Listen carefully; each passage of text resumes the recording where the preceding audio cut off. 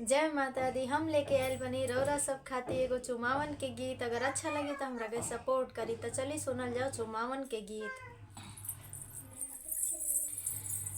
ए जी अंगना में कंगना लुटाई कोई से, जी अंगना में कंगना लुटाई कोई से, लागल अंगना में भीड़ चुमाई कोई से, लागल अंगना में भीड़ चुमाई कोई से।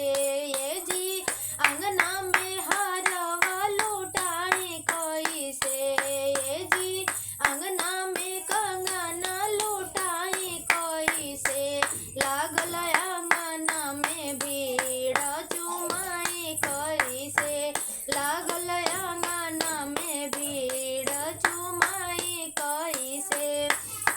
ए जी आमा जी चुमेली रची रची के, ए जी आमा जी चुमेली रची रची के, आमा देली आशीर्वाद मन भरी के, आमा देली आशीर्वाद मन भरी के।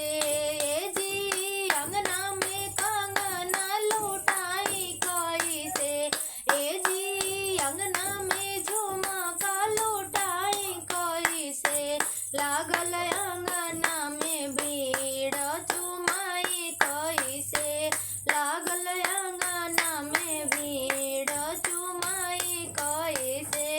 ए जी अंगना में कमरधन लुटाई कोई से, ए जी अंगना में अंगूठी लुटाई कोई से, लागल अंगना में भीड़ चुमाई कोई से, लागल अंगना में भीड़ चुमाई कोई से।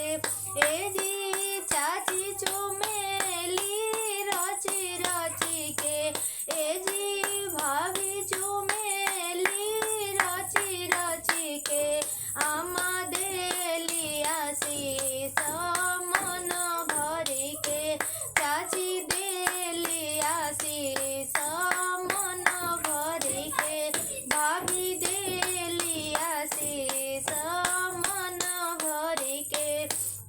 हे जी अंगना में हरवा लुटाई कोई से, ए जी अंगना में सिकड़ी लुटाई कोई से, लागल अंगना में भीड़ चुमाई कोई से, लागल अंगना में भीड़ चुमाई कोई से।